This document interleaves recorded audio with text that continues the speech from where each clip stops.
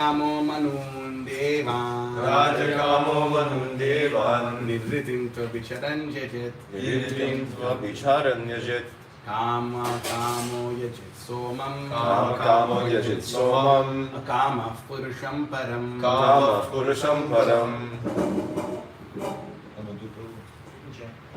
Rajakamo manun devan Rajakamo manun devan Nivritim tvabicharan yajit Nivritim tvabicharan yajit Kama kamo yajit somam Kama kamo yajit somam Kama purusham param Kama purusham param Rajakamo manundevam Rajakamo manundevan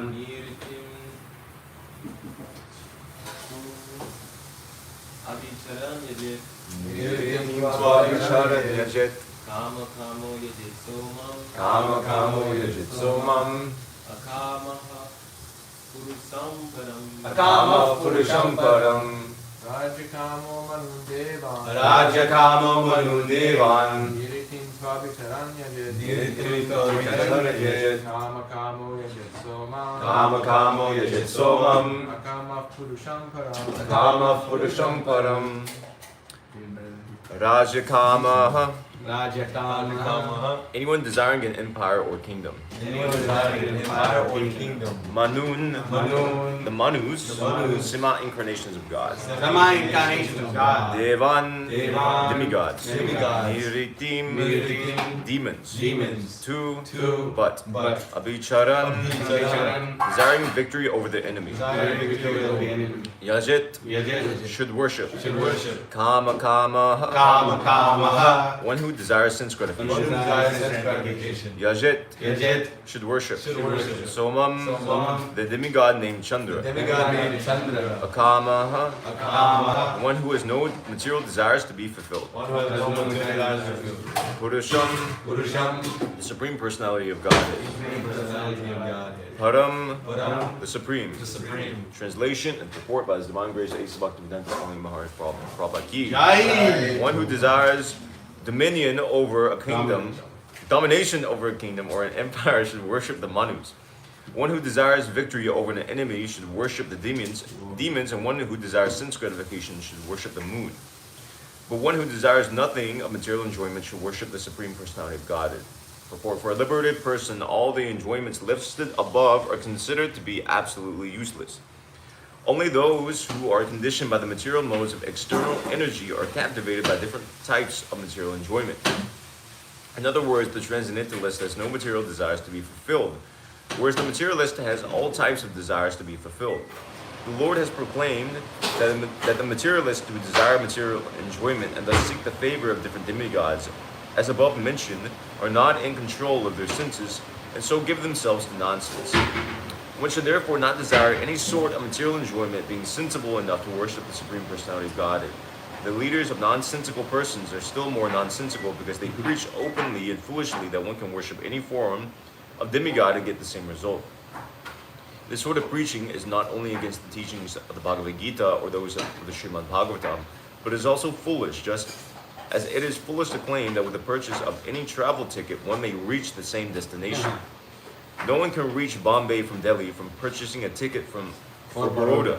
It is clearly defined herein that persons impregnated with different desires have different modes of worship.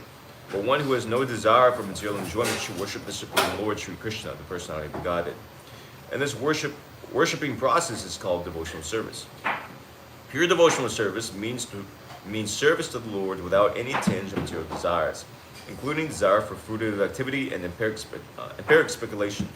For fulfillment of material desires, one may worship the Supreme Lord, but the result of such worship is different, as will be explained in the next verse. Generally, the Lord does not fulfill anyone's material desires for sense enjoyment, but He awards such benedictions to worshippers of the Lord, for they ultimately come to the point of not desiring material enjoyment.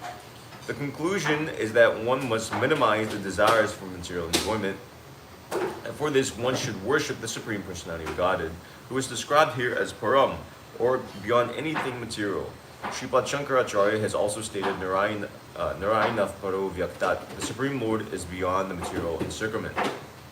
Om Agyanik Mirandasya Gananjana Shavakya Chakshur Unmilitam Yena Tasmai Shri Gurave Namaha Shri Chaitanya Mano Vishtam Stapitam Yena Bhutali Swayam Rupakadam Mayam Dadati Swapadantikam Vandiham Shivuru Shitapadakam Shikun Vaishnamam Shashupam Sagaratam Sagana Raganatam Hitam Tam Jijivam Sadvaitam Savadutam Prijana Saitam Krishna Chaitanya Devam Shivada Krishna Padan Sagana Lalita Shivshakam Damsha He Krishna Purnasi Jitina Bandhu Jagat Pite Gopishaku Radha Kanta Namostute Tapta Kanchana Gaurangi Uradi Vrindavaneshwari Vrishabhanusute Devi Pranamami Hari Mansha Kapil to be a Shakripasan to be which are Pita Nam Pavin, your Vaishnavi beyond the Mona Maha, the Om Vishnu Padaya, Krishna Prishtaya, population Mativakti, because the Swami nominate the Om Vishnu Padaya, Krishna Prishtaya, population Mativakti, Venata Swami nominate Namaste Sarasvati, Devi Gauravani Prashad, and Nirvishesha Shunavani Pashta, So, either that they rise up to the heavenly planets, specifically the moon planet, enjoy godly delights there, drinking somaras, etc. And then after some time they fall down to this material world. Whereas the pure devotee, he is akama purusha param. That one who is completely without material desires, he strives to worship the Supreme Personality of Godhead. So in the purport, Srila Prabhupada makes some different points. I have like 2 screens, so maybe like a little spaced out. You have 2 screens? Meaning like I don't have like a book. My book is like my phone too. So anyway, Srila Prabhupada begins the purpose. So basically he's just hitting on this point in the Sanskrit. It's akama purusam param. That one who has no material desire should worship the Supreme Personality of God. And he starts the purport by saying, for a liberated person, all the above enjoyments, meaning this verse and the previous verses, listed are only considered to be absolutely useless. So for a pure devotee of the Lord, who's engaged in pure devotional service, he doesn't care anything for material benefits or material facility because he's a kama. He's completely without material desire. He's acting on the stage of pure devotional service, which is defined as anyabila shita shunyam jnana karmadi nabritam anukuliyana krishna mushilanam bhakti uttama. Yeah, uttama. Elsewhere, sarvo padi vinir muktam tatparat vinanir manam Rishikena Sevanam Bhakti. So pure devotional service is defined here in 2 places, 2 important verses that Srila Prabhupada quote often, that pure devotional service is rendered unto the Lord of the senses, and specifically it's done in a way that's favorable, in a mood favorable towards Krishna, without any sort of motive or expectation or return, meaning that it is devoid of, as Srila Prabhupada says in the purport, it is devoid of any tinge of apparent knowledge or fruitive activity. So, favorable in the sense that one can render devotional service, but it can be unfavorable, so to say. Just like Kamsa, if you read in Krishna book, Kamsa was also thinking of Krishna, and also in the 7th canto was kind of discussed there. But he was doing so in an improper way. It wasn't anukulya. It's not in a favorable way. I don't know the technical pratikula maybe. So some result was there from Kamsa's thinking like that, but it wasn't. Narada Muni, he said that the effect of Kamsa's devotional service, or Hiranyakashipu, another example, thinking of Lord Krishna cannot be compared to those pure devotees whose minds are always absorbed in Krishna, full of love. So this favorableness is this favorable attitude towards Krishna consciousness and the favorable worship of Krishna is important. And secondarily,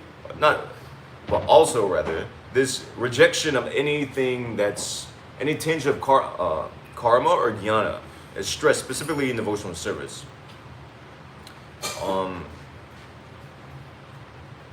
So Srila Prabhupada in the purport, so he says the Lord has proclaimed that the materialists who desire material enjoyment and thus seek the favor of different demigods, as mentioned above, are not in control of their senses and so give themselves to nonsense. This comes in the 7th chapter. And so generally you see, it's not so common in America, and generally we don't even deal with these class of so-called pseudo-devotees who worship demigods.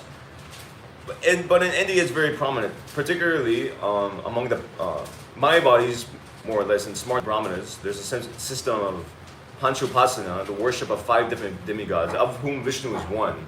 And even traditionally in the households of Brahmanas, Vishnu is generally worshipped in one form or another. Maybe not so much on a daily basis, but at least, it's accepted that, for example, when offering when performing the Shraddha ceremony, Shraddha ceremony, I'm sorry, that food, bhoga is offered to Lord Vishnu and then distributed to the Brahmanas. Among so many other things. Many temples in India, some of the most prominent temples in India, the most prominent tirthas, are generally places of Vishnu.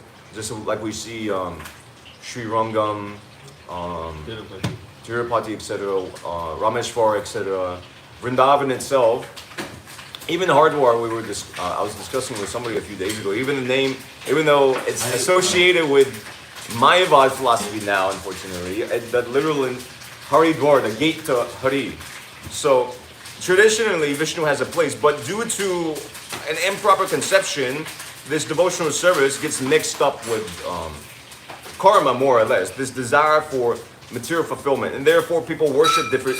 They may worship Vishnu, but they also worship different demigods. And still, you see that today. Just like if you go to Patel Brothers or an Indian store, they may have a apparent Murti of Krishna or a Vishnu, and among them they have so many other things. Or if you see households of pious Hindus, they may have a deity of Krishna, they have a deity of Gopal, but among that they have so many. They have Ganesh, they have Shiva, they have Durga, they have so many other things they worship equal to that, and their worship is not on a pure devotional platform, because they're approaching both these demigods and Lord Vishnu with the expectation of some sort of return. I mean, you see this historically and even prominently. I mean, modernly you see this, that people pray just like on Saraswati Puja Day.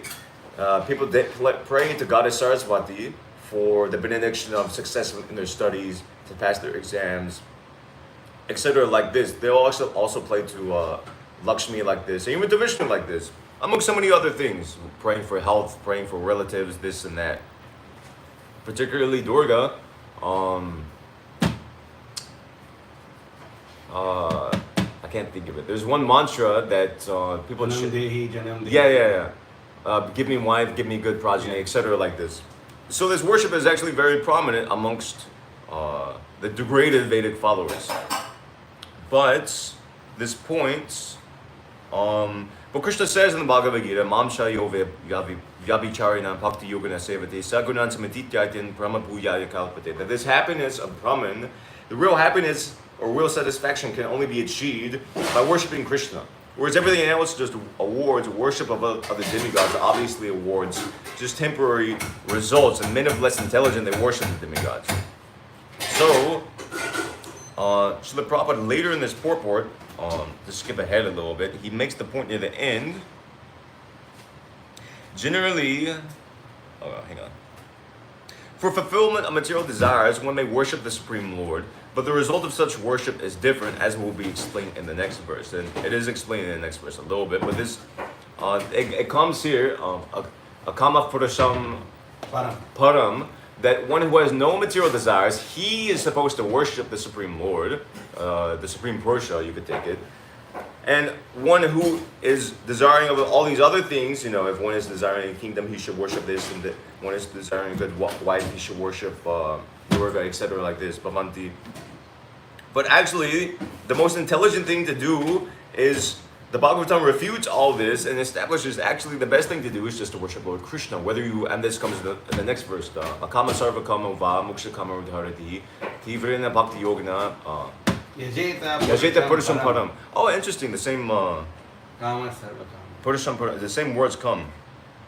So no matter what one desires, it's within the best interest of everybody to worship to worship the Supreme Lord Krishna. And so, Srila Prabhupada, he says here that he awards the benedictions of worshippers. He does them in such a way that basically they will not ask for them again. The result of such worship is different. Generally, the Lord does not fulfill anyone's material desires for sense enjoyment, but he awards such benedictions to worshippers of the Lord, for they ultimately come to the point of not desiring material enjoyment. So, these demigods, those who pray to these demigods, the demigods will freely award whatever sort of selfish interest the so-called devotees are pursuing that demigod with. It's not even devotional. It can't be called that. Srila Prabhupada will make the point. It's not that there can be devotees of Durga or devotees of Shiva, because it's tainted with self-interest. So where's the devotion? It's just a transactional process. So these demigods, they'll freely award material benedictions, and people generally know this. Whereas if one approaches Lord Vishnu, the tendency is that Vishnu, he may not give the material desire, and he may even take away whatever you have. Just like we've seen practically. There's one verse. I mean, I've told this to most people here. I mean, everybody knows what we're talking about. But there's one verse in 1088:8. God, how does this start? No. It's Yasyaham anu. What is that?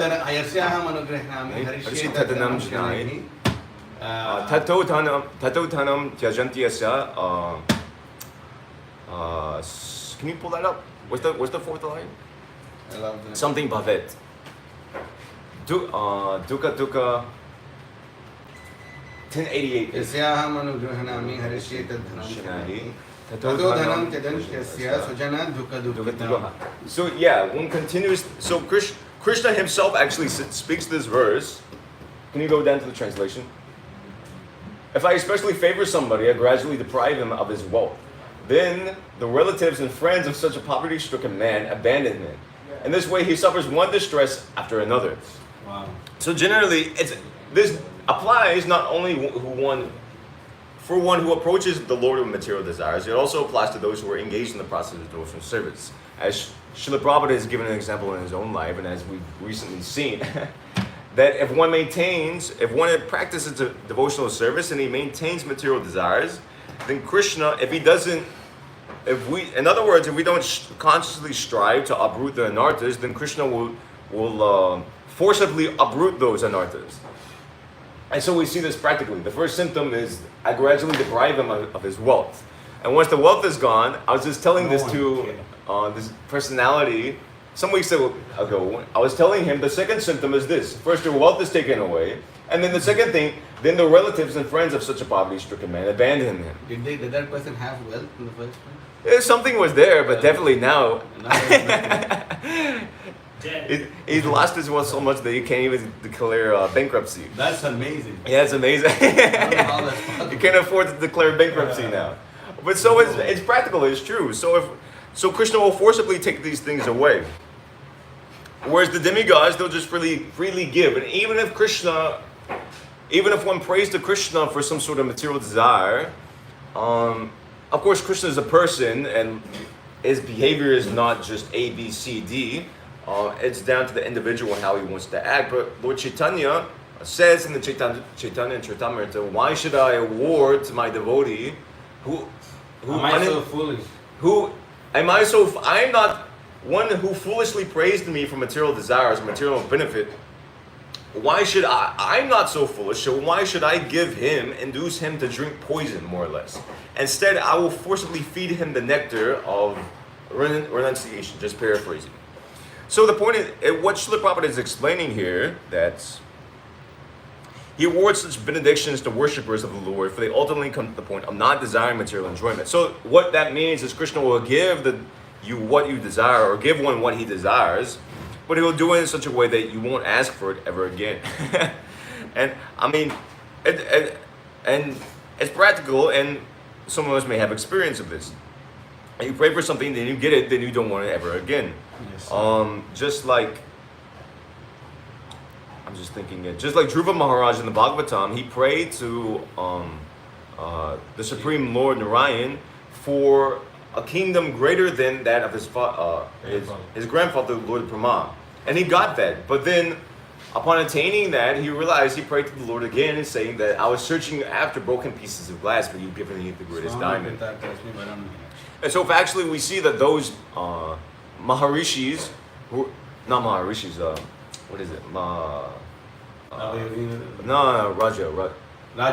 Rajarshis, who actually are on the pure devotional platform and govern a kingdom, generally they're either completely detached from their kingdom or they're always striving to give up their kingdom. So Dhruva Maharaj got what he desired, but he even got more than he desired. But he realized that he was mistaken in approaching for such a thing. Because the real interest of his what is that? Swami Krito? That now I'm completely satisfied. That the real self-interest of everybody is just rendering devotional service unto the Lord. Everything else is just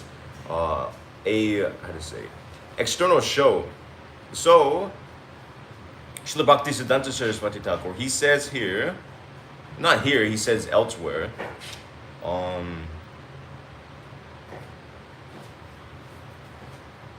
okay, well, first, Krishna himself says in the Bhagavad Gita, okay, hang on. I'll start Srila Bhaktisiddhanta first. So he says, those karmis who are sufficiently pious follow the example of self-realized souls by trying to offer the fruits of their duties at the lotus feet of the Lord.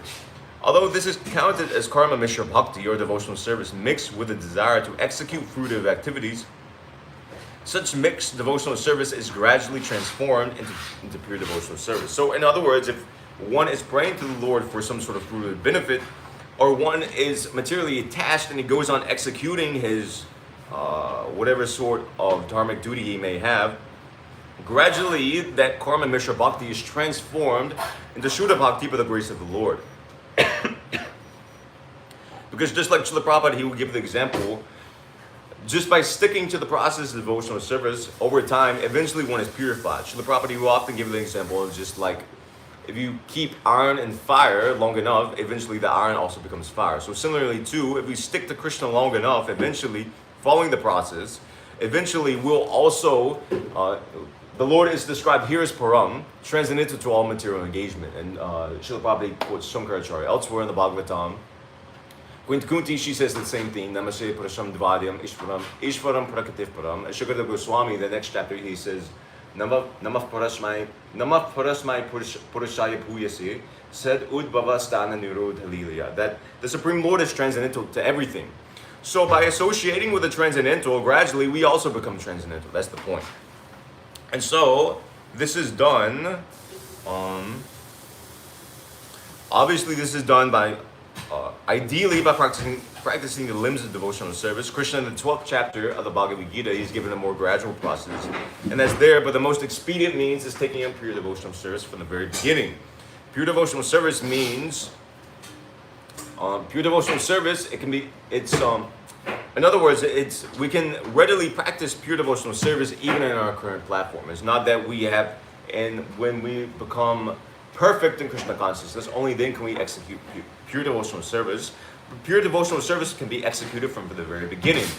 And therefore you see people, different personalities, different devotees make different sorts of advancement in Krishna consciousness. Somebody may have been in the Krishna consciousness movement for 30, 40 years, and sometimes we see that, and they have very little advancement. They're still very much attached, they're still in householder life, they don't have much of a sense of Krishna consciousness in general. And still yet others may have been somewhat relatively new to the process of Krishna consciousness, and it may seem that like they're very Krishna conscious, they're very advanced in Krishna consciousness, they're always talking about Krishna. Not necessarily that meaning that they're very scholarly, but just naturally the Krishna consciousness is there. So of course the past life activities is there, and taking up from the past life is there, but it's a difference of actually how one executes the process. If one follows the process of Krishna consciousness properly, the result is one. But if one neglects to follow the proper process, either partly or wholly, the result is different. So, practically what this means is that following the process basically just boils down to, well, you could take it in a lot of ways, but in a general sense, it means following the 6 limbs of surrender that are given. Bhaktivinoda Thakur does that. I don't know the Sanskrit verse that's in the Bhakti. Yeah, there's what is Danya Atmanevidan Goptrit Vivaran Abhashara Kibi Krishna Vishwaspalan Bhakti Anukula Matra Karya Shvikar Bhakti Pratikula Pav Varjanankikar. So surrender consists of 6 aspects. Humility, accepting the Lord as one's protector, accepting full submission unto the Lord, accepting what is favorable devotional service, rejecting what is unfavorable. No, I know. And No, no, no. always having faith that the Lord will Yeah, protect always you. having faith that the Lord will protect oneself. So, and specifically, because some of the limbs were more difficult to execute, particularly in the beginning stages of the devotional service, just like full submission of the self, or I'm just like we see, what is it? Manasa Deho Geo, Jokichu more. Nanda Kishore. Something Nandakishra. Full dedication, fully dedicating one's mind, body, words, activities, etc. under the Lord. It's difficult for somebody who's taking up the process of Krishna consciousness newly to perform. Whereas my own spiritual master, he said that practically surrender in our current stage means accepting that which is favorable for devotional service and rejecting that which is unfavorable. So, and the result, the ultimate result is, as Bhaktivinoda Thakur, he sings, Marobi Rakobi Jo Icha Tohar Niti Dasa Prati Tua Adhikar. The result of following, accepting favorable devotional processes and rejecting those who are unfavorable is this mentality of I am Krishna's servant, and whatever Krishna does, this ability to execute pure devotional service comes out. So Bhaktivinoda Thakur, the translation of this verse, he says, slay me or protect me as you wish, for you have full authority over your eternal servant. Just like we're saying in the mornings, Ashlisha va padam ratam pinashtumam adarshanam marma hatam karotava yata tatava vidatatulam pato mat prana natas tase eva naparaha. So it's a very high platform that whatever Krishna does, which is accepted and go on with it, but it's the platform of pure devotional service. Because if we don't accept that, then we'll be praying for exactly the opposite, which the Prabhupada is describing here. We'll be praying to Krishna, either maybe not, we may not be grossly praying to Krishna, but subtly within our mind, there'll be some sort of desire or resistance against our current situation. We may be thinking, why am I in this situation? Why has Krishna created this situation for me? Rather than seeing everything as Krishna's mercy. That comes in the Bhagavatam, Tate Nukampam Susamikshimano, Punjana Vatma Kritam Vipakam, Hridvak Vapur Pir Vidatan Namaste, Jiveti Yo Mukti Pades Dayapak. By accepting whatever situation in life, whatever our situation in life, naturally, mukti or liberation becomes our rightful heir. So anyway, this, without getting tangential, this process of accepting and rejecting what is favorable. So our acharyas have given multiple explanations of this. Srila Prabhupada, he himself has given a whole process. Practically, you can examine all of Srila Prabhupada's instructions and classify them into just accepting what is unfavorable and rejecting what is unfavorable. Also, too, Narottam Das Thakur, he also, so many of our acharyas, if you look at their songs and bhajans, that in so many different ways, just like you're singing every day, this, I don't know any of the Bengali there, but this, Govinda Das, I believe he sings that. He gives so many different processes for engaging the mind in Krishna service. So similarly, Narottam Das Thakur, he's given in his Prema Bhakti Chandrika, in his Prarthana, he's given so many different ways of engaging the mind. And prominently, at least that I know, Bhaktivinoda Thakur, he's given specifically so many different processes of accepting and rejecting what is favorable and unfavorable to the process of Krishna consciousness. So I'll just read a few here. This is from the Sharanagati. So among them, I'm just picking parts from different songs. So this comes at the end of one we sing in the Atlantic Camp Guru Maharaj sings, Dandavat Doratu Bhakti Vinoda Belo, in relation to all the cheating philosophers. So Bhaktivinoda Thakur, he says that the different cheating philosophies of this were those headed by the atheist Kapila, Jaimini, Gautama, etc. like this. They're just, these philosophers are like sharks in the ocean of material existence, devouring the conditioned soul. And Bhaktivinoda Thakur, he understands that he rejects these philosophies and he offers Dandavata Doratu Bhakti Vinoda Belo. He offers his respects unto these philosophers because they're also Vedic philosophers, but he keeps them at a far distance. So similarly to other limbs, so this rejection of bogus philosophies that Srila Prabhupada, he himself so much stressed.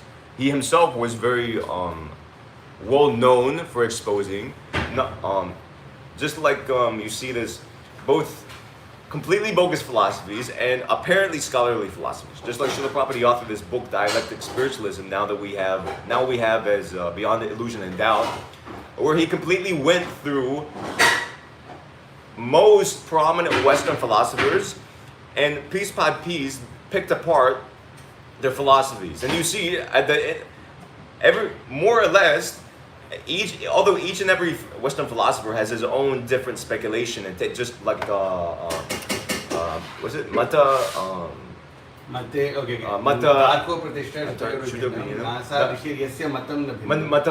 Yeah, each philosopher has his own different way of thinking. But Srila Prabhupada, he boiled it down to a basic epistemic problem, meaning that Western philosophers, they try to ascertain the absolute truth by the ascending process. They just try and speculate their way to the absolute truth. And therefore, all their conclusions are being products of imperfect mind and imperfect senses are naturally faulty. So, amongst other things, this is just Western philosophy. Srila Prabhupada spoke so much against, different missions in India, different maths in India, Advaita Mayavad, Smarta Brahmanas, Sahajiavad, etc. So many different philosophies Srila Prabhupada protected us from and taught us to reject. So similarly to other things to reject, Tua Bhakti Pahir Milka, Sangha Na Karibo, rejecting bad association, I'm just forgetting everything. Yeah, a Vaishnavachar. This is the behavior of a Vaishnava. This is the principal symptom of a Vaishnava. Chaitanya Mahaprabhu said when asked. Also, Bhakti Pratikula Stane, Nakori Bashati. A devotee, he doesn't reside anywhere that's not favorable for devotional service. Quite often you see actually, devotees sometimes reside in places which are not favorable for devotional service, either by force or by willing circumstance. Just like you see and all of these things go together. Just like you see, you were just speaking yesterday about how one devotee was living in the same house of another devotee who smokes marijuana. So it is obviously completely unfavorable. It's a completely unfavorable place for living because it's antithetical to the pure devotional service. Not only are you residing in a place which is bad for your devotional service, you're also getting bad association from there. So principally, this Bhaktivinoda Thakur, he also sings Bhaktiya Priya Kari Nahi Kori Yorati, never taking pleasure in non-devotional activities. You can give a lecture in practically every item that Bhaktivinoda Thakur lists. So particularly, you see this particularly in modern devotional society, that devotional service or Krishna consciousness, as Srila Prabhupada gave it, is being mixed up with so many other different processes. Not different processes, just mundane things. Just like somebody may be chanting Hare Krishna, but at the same time, somebody was telling me this recently. I think we were just talking about it over Prasadam, that at the same time they're going to soccer games, they're watching football games. Yeah. I told someone this. I don't think I mentioned it in class. I was just seeing somebody. He paints himself as being very attached to the holy names, and very much stresses the chanting of the holy names. But at the same time, he's going to mundane. He's asking, how can he see mundane movies? He's asking, how can I see this movie, that just recently come out? So he's mixing up the process of Krishna consciousness with taking pleasure in mundane fruitive activities. Among others, Bhaktir Virodi Grantha, Patana Koribo, Bhaktir Virodi Bhakya, Kabuna Shunibo. We should never read any books opposed to pure devotion, or hear any scriptural explanations against pure devotion. Meaning that we shouldn't accept reading scholarly translations of Gaudiya literature or Vaishnava literature, hearing these mundane philosophical books or psychological books, just like you see. It's not so prominent in the West, but in India, I've heard devotees are very much into studying psychology and personality development and reading all these books by apparently great, not even that, it's just time management and principles of success, principles of successful leaders. All these books written by these people, but these books have nothing to do with pure devotional service. The best principle when it comes to no matter how to say, I was just hearing this from somebody. I believe it was my spiritual master. you can study all these techniques of management, personality development, etc. like this, but the best technique of personality development, of management, is just developing the process of Krishna consciousness. Naturally, and you see this too, that I'm just thinking in Prabhupada's time, for some reason Chicago's temple is coming to my mind. Uttamala Shloka Prabhu was the president of Chicago temple, and he, to my knowledge, he didn't have any sort of like special qualification, special background, but he was managing somewhere between 100 and 200 devotees every day who were going out to Chicago O'Hare every day, as well as the prasadam distribution that was going on there. And so anyway, without getting tangential, that he didn't have any sort of training in management, and so many other devotees who led the movement during Srila Prabhupada's time, the GBC, they didn't have any managerial training, but by Srila Prabhupada's mercy, just by engaging in the process of devotional service, Krishna gave them that capability. Just like this, Yasasti Bhakti Bhagavati Yakinchna Sarvair Ganastatura Samasate Sura. All the good qualities that we could desire, they naturally come about in a devotee. They don't have to necessarily be cultivated separately. So continuing, I have a huge list, I'll just scan over it. Principally this, Bhaktir Bhatika Spriya Korivo Varjan. That abandoning all desires that hinder pure devotion. This is very important. That's the import of the verse today, and also the verse and purport of tomorrow. That abandoning anything that keeps us, abandoning anything that we keep between Krishna and ourselves. Anything that keeps us from practicing pure devotional service purely as among one of the most important things we should reject. These sorts of desires that are residing in the heart. And a very easy way to do so, or begin doing so, is Abhakta Pradata Anana Kori Grahan. This is one of my favorite verses by Bhaktivinoda Thakur. So it's very easy to understand. Abhakta Pradata Ana Na Kori Grahan. You should never, you should never touch grains which are cooked by non-devotees. Whoa! Okay. Bhaktivinoda Thakur, he actually sings it. At the same time, you see people who studied Bhaktivinoda Thakur, they seem to have such affection for Bhaktivinoda Thakur and his teachings, but they also have very much affection for eating karmi grains. Don't even touch them. So it's just like Kalki Prabhu was saying the other day. You can have, in relation to Srila Prabhupada, so you can have, you can say you have so much affection for Srila Prabhupada, and you can say you have you're a follower of Srila Prabhupada.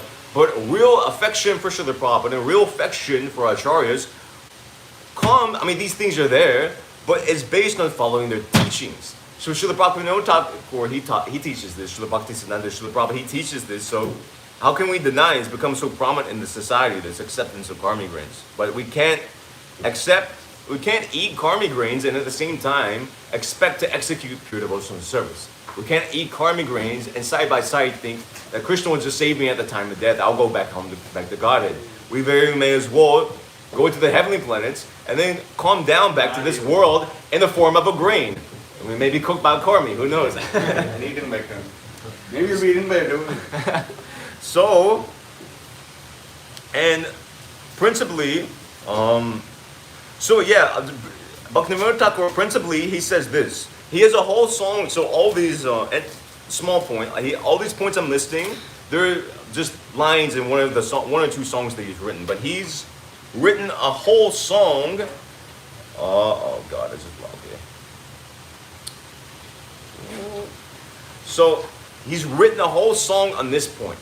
So, what I'm talking about here is Bhakti Pratikula Pad. Rejection of those things which are unfavorable to devotional service. And what is the most unfavorable thing for devotional service? Mayavada sama bhakti pratikulanai ateva mayavadi sanganai chai. There is no philosophy, there is nothing else in this world as antagonistic to devotional service as the impersonal Mayavad philosophy. Therefore, Bhaktivinoda Thakur says, I never desire the association of a Mayavadi. There's nothing that would destroy a devotional service more than hearing the explanation, hearing the words, and associating with Mayavadi. Even though they we may demonize and we may very much talk against Mayavadis in our classes, but actually when you meet, at least traditionally, when you meet Mayavadis, Western Mayavadis and also traditional actual Advaita Vadis, they're very nice in their behavior. in the West, you see people who mix up Krishna consciousness, who not necessarily Krishna consciousness, who are mixed up in this New Age idea of Mayavad. They have this idea of everything is one, everything is okay, and they're very open, and they're very they paint themselves to be very loving, and generally they're just generally nice people. And two, what to speak of that? The Advaitavadis, the Mayavadis, the staunch Mayavadis in India, if you speak with them, they're very cultured people. They're among some of the most cultured people in India. If you talk with them, you may get the impression that, you know, this So person sweet. is so sweet. And they're very cultured people. I was just reading a little bit in this glimpses of traditional Indian life. But the fact is, if you associate with these people, they'll completely destroy your devotional service. Whether you know it consciously or unconsciously, the effect is there. So, anyway, I'm running out of time, but I'll just kind of I'll glance. So this is the rejection of what is unfavorable to our devotional service. And Bhaktivinoda Thakur, he similarly has songs describing what is favorable for devotional service. So I won't cover this so much. Most of us are familiar, at least with one of these, this Shuddha Bhakta Charana Renu, Bhajana Anukut. This Bhajana Anukut, these things are favorable to devotional service. Shuddha Bhakta Charana, the dust of the lotus feet of pure devotees. And the roots of pure devotional service, or the root of prema, actually, Bhaktivinoda Thakur says, is service to Vaishnava, service to the devotees.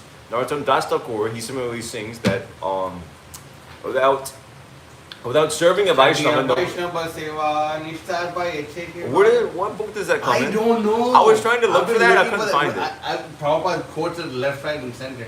But there's only that one line he Yeah, quotes. it's only that one line. It's Chadiya Vaishnava I was looking in the Seva, Vedas. Nishtar by H.A.K.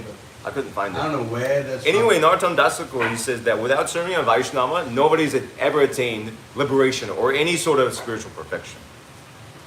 So similarly too, so most of us are acquainted with these limbs and Shuddha Bhakta Charana Renu. Just like a very prominent one, Gora Pihita Kirtana Shuni, we sing often. Hearing Kirtan that is approved by Lord Gora. What does that mean? Hearing Kirtan, specifically in the Chaitanya Charitamrita, we see that Chaitanya Mahaprabhu, he would screen he would hear only kirtans that were screened by Swarup Damodar. He would only hear those kirtans which are glorified principles of pure devotional service, which aren't rasabhas, etc. like this. Prasada Seva, according to so Prasada Seva, specifically the prasad, which is Gora Priya. Naturally, devotees or Vaishnavas or they relish honoring that prasadam, which is very dear to Lord Gauranga or dear to Lord Krishna. Meaning, what is a devotee's favorite prasadam? It's kachoris, it's samosas, it's chutneys. It's not pizza. It's not these Western sorts of bread, etc. Because a devotee's whole life and his preferences are not based upon his material conditioning. They're based upon what Krishna likes. It's pleasing to Krishna.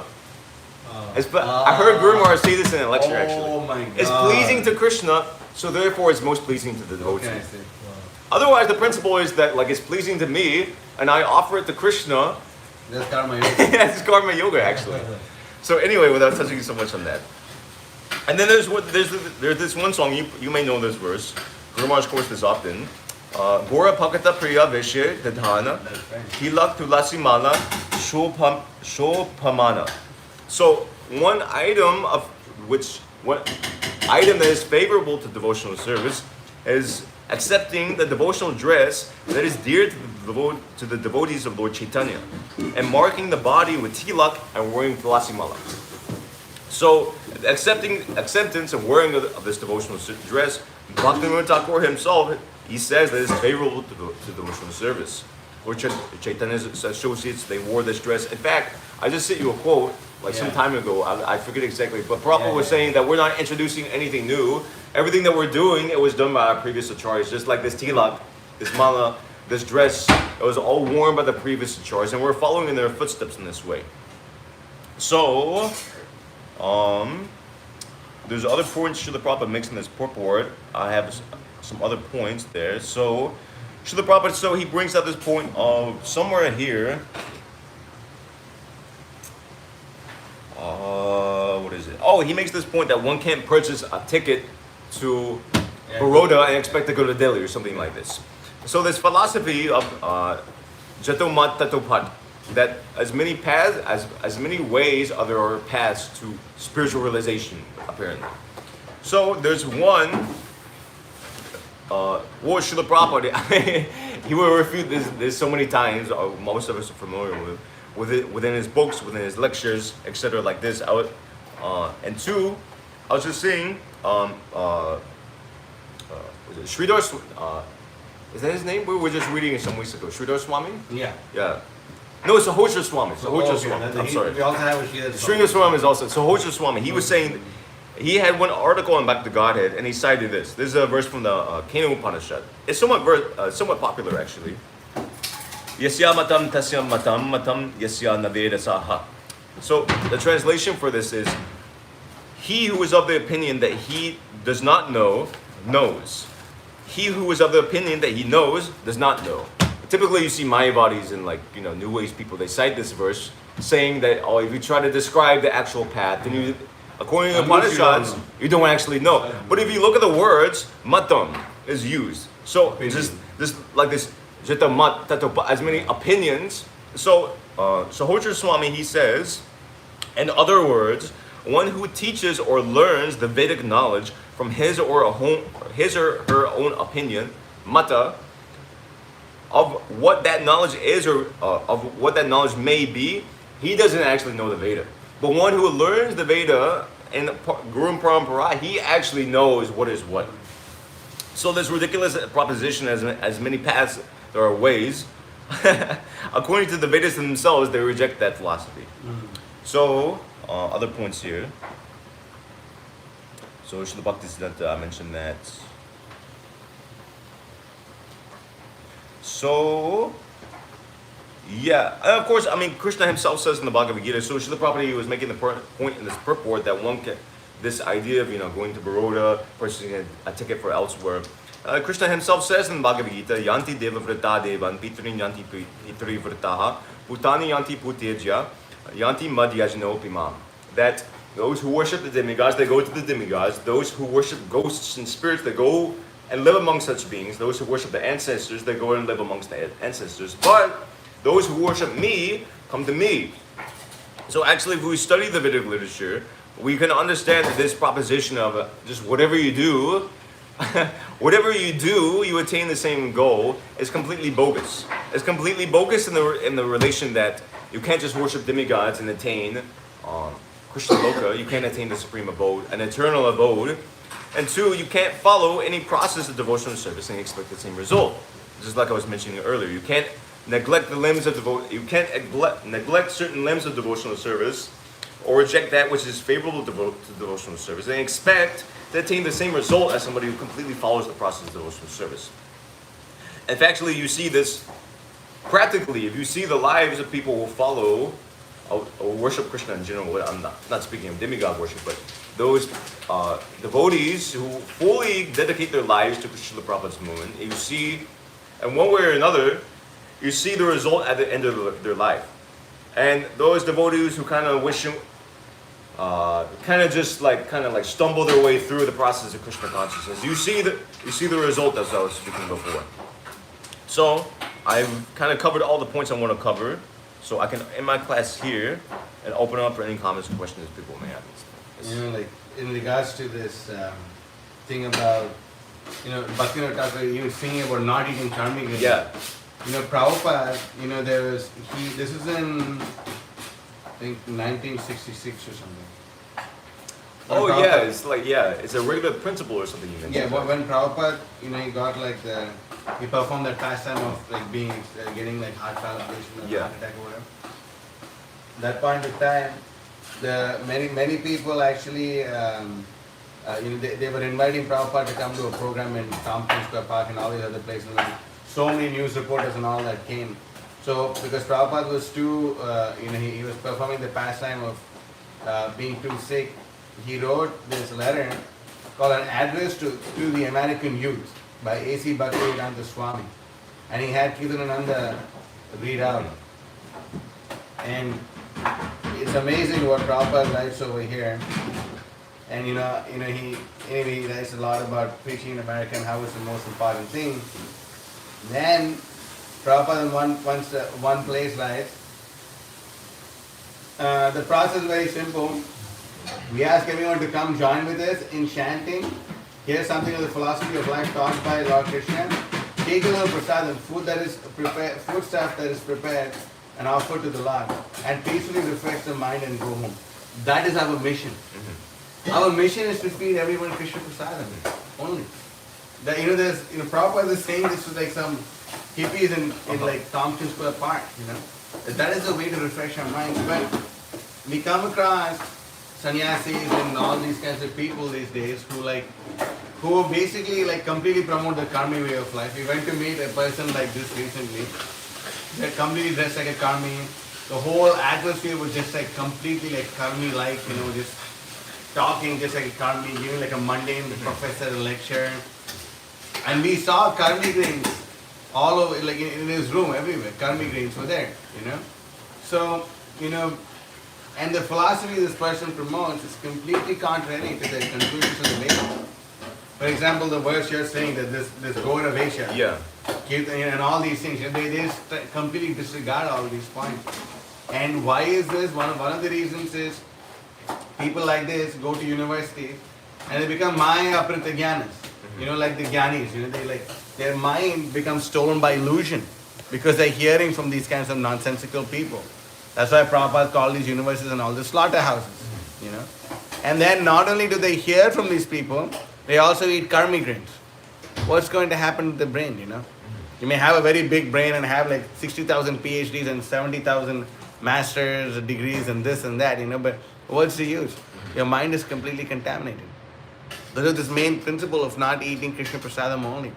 Guru Maharaj actually said this in Atlanta in our temple. Yeah. He said that the reason the movement is being eaten up and destroyed inside out, upside down is because people are eating karmi grains. In the class? In the class. You know what class that was? Yeah, I'll send you which lecture exactly. It's like the scholarly, this lectures on the scholarship, mundane scholarship, or whatever. And that he says is one of the main reasons that they're like the movement is getting destroyed is because people eat karmi grains left, right, and center. He makes this point that they nicely talk about Rasila in the morning and while they're listening to something about Rasila, esoteric stuff, and while they're like chomping on their karmi bread, And it's just so ridiculous, it's so bogus, and that's the reason why karmi. It's not something cheap, our acharyas say it over. I'll just eat a little bread. Nothing happened to me. What happened to me? But you don't realize how horribly affected you're getting. They don't even realize that it's a problem. How many devotees' house you go, you open the refrigerator, you'll find karmi grains. Every person's house that I've been to, everyone without fail. Maybe actually one house that I didn't see any. Maybe they do, maybe they don't. But most of the houses that we go, they all have karmi grains. Why is this? Why? In temples they serve out karmi grains. Really? Yeah, what is so surprising? For Rath Yatra festivals, one devotee was telling me that they were handing out karmi cookies which had eggs in them. This is how cheaply people take this.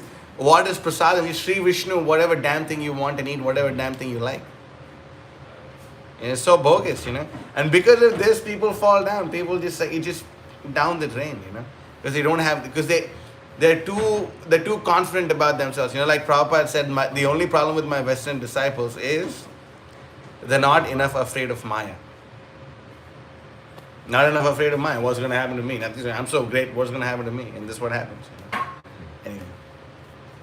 Anyway, can you send me that quote, Bhaktivinoda Thakur? Yeah. Yeah, I can add it to my Vishayirana Kaile. Generally, people like devotees and the most modern devotees in the movement, they have some sort of like affection for like Bhaktivinoda Thakur, and especially people just like you.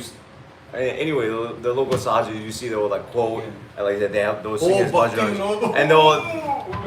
Anyway, that's a whole separate thing. But when you give when you cite the principles of Bhaktivinoda Thakur, then it's that's for neophytes. Yeah. Anyway, there's a lot of points that I was thinking of, but one prominent point I was thinking, not to derail the whole discussion, is that one thing is that it's even from a spiritual standpoint, it's better.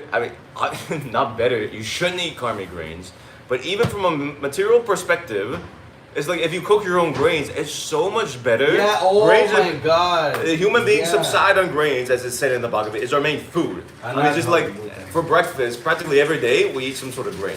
You know, it's either like rice, like suji, Chapati. or like something. And like for lunch, the main thing is like rice, like chapatis, like that.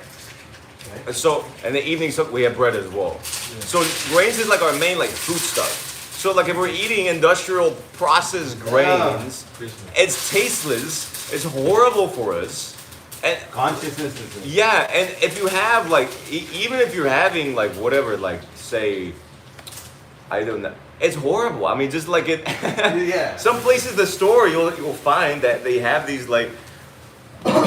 I haven't seen devotees do this, but they have these packets that like sell like microwave rice. You just microwave the thing for for like 2 or 3 minutes, and you get like instant rice. There's like 1 cup or something, but it just takes 20 minutes to cook rice. It's cheaper to buy the rice. It's healthier to cook the rice yourself. Or to speak of things like bread, it's not so difficult to do. It tastes better. It's healthier for you, and it's just symptomatic of, not to derail. This is the point, but.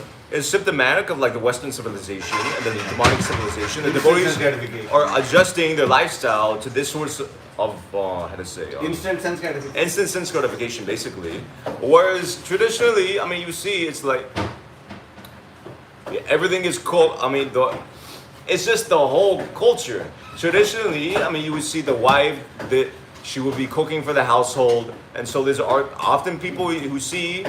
Some people are just bogus, but it's often you'll find householders, amongst other people, just bachelors as well, just offering the argument that there's no time, I can't cook for myself, and it does take a long time to cook.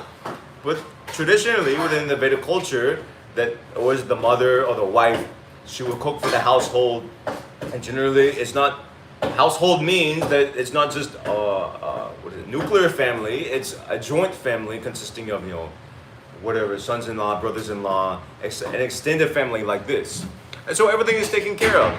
But now the situation in modern society, the husband works, the wife works, and the children, they call them key-latch children. Huh? Key-latch children. What the hell? Meaning like they go to school, they come home alone, and then there's like a key like under like the mat or something for them to like come in. Yeah, Guru Maharaj mentions this. I think it's an Atlanta lecture. I'm not sure. It's over recently. Yeah. But Just go turn on the TV, take the bread and put it in microwave, eat yeah. and enjoy. So this is the materialistic culture. This is what's happening in material society. And the thing is, devotees, they're not, when they're coming to Krishna consciousness, they're not adjusting, they're not imbibing Vedic culture.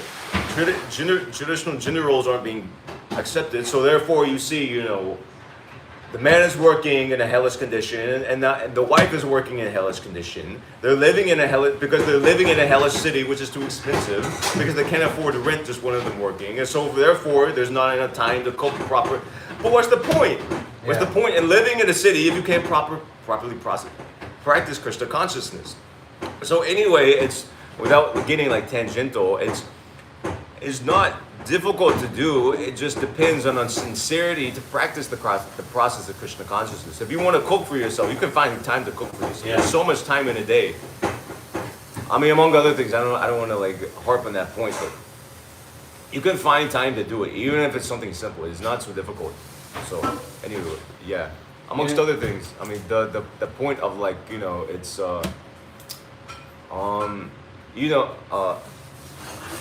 okay, yeah, this point of like devotees going to like getting a higher education or whatnot.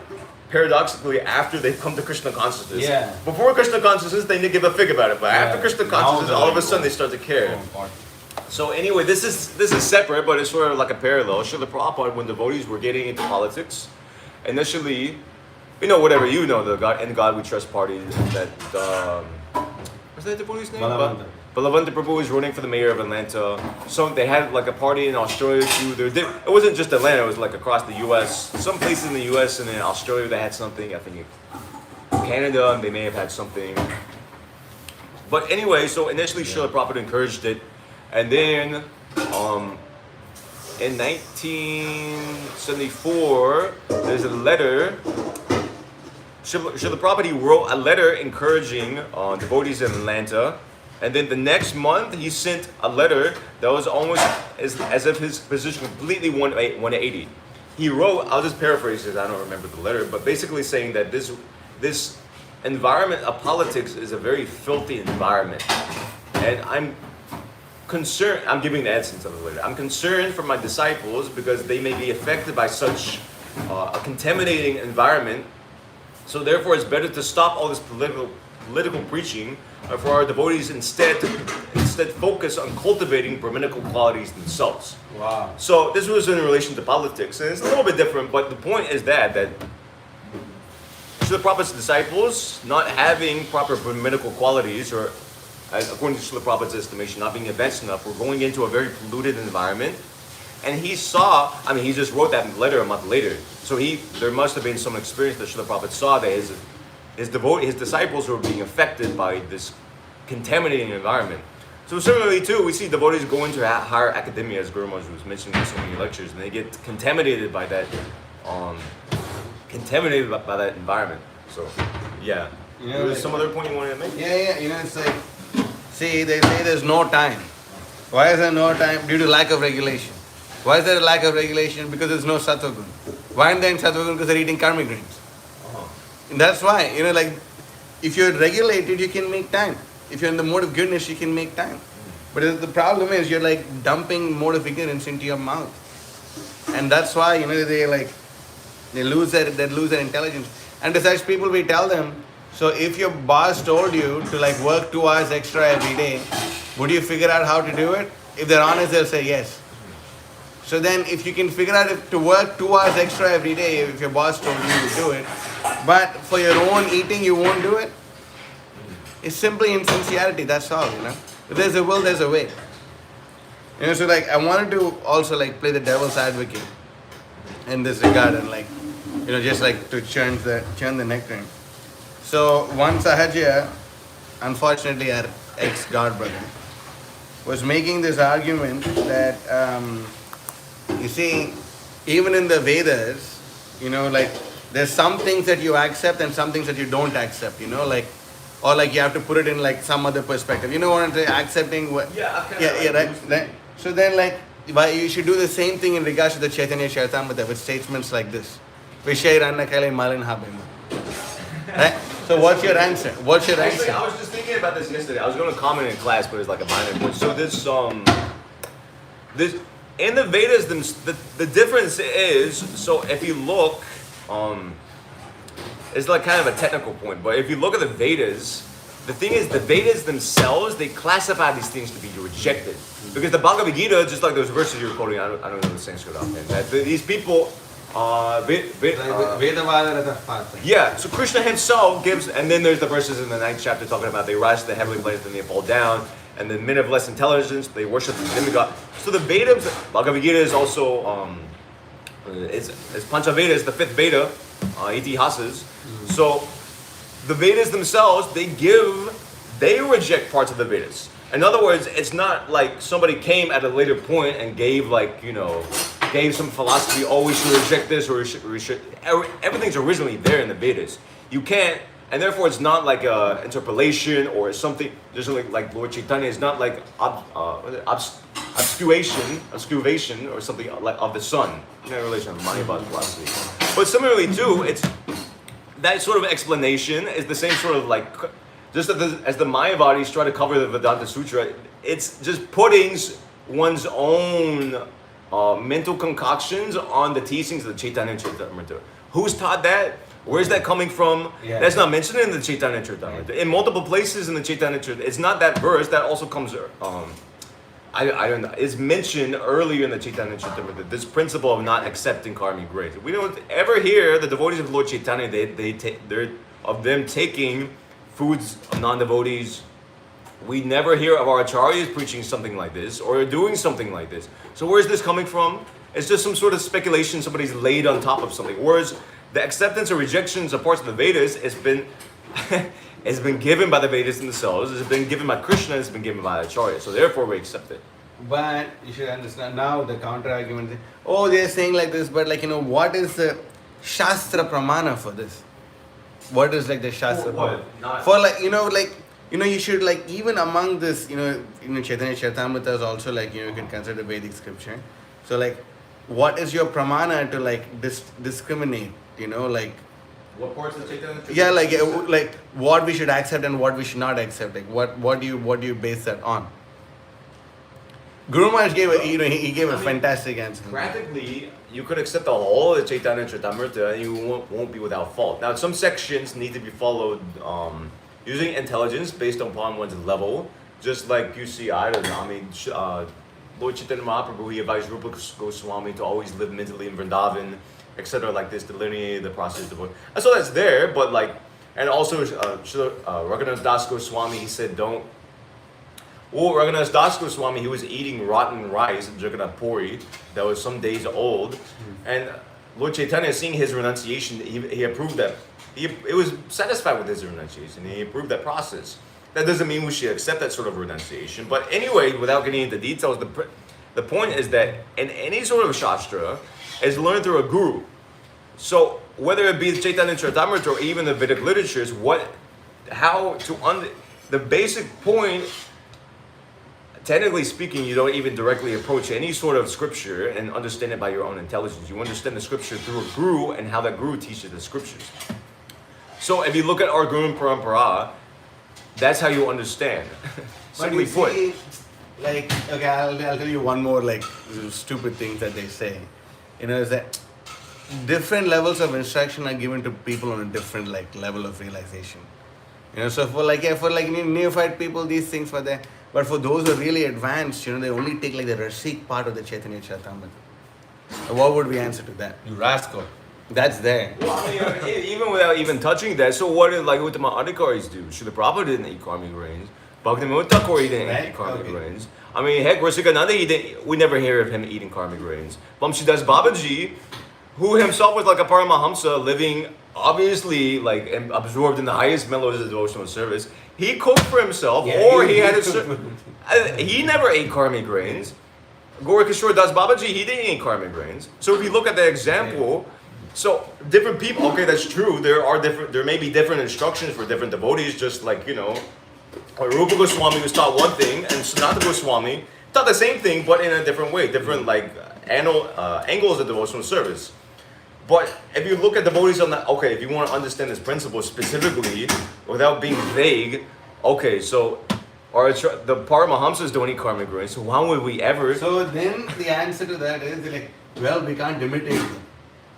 So that's what they say. That just comes back to the same like fish eating that's thing. That's the way that they put you in circles, right? These kind of rascals put you in circles that way. So the right way to actually answer them is that Srimad Bhagavatam is Nigama Kalpaturu Galitam Phalam, right? It's the essence of all Vedic knowledge.